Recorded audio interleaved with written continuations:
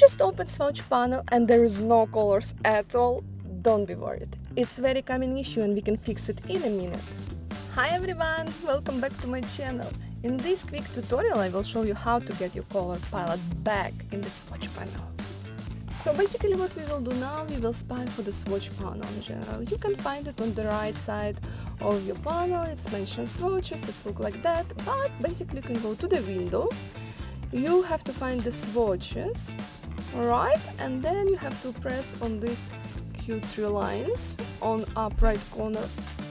After that you will go to open swatch library, then you will go default swatches, and usually I'm using RBG. But for print you can use print.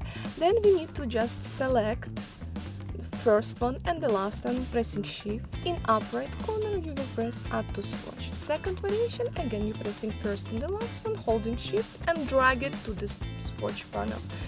Basically that's it.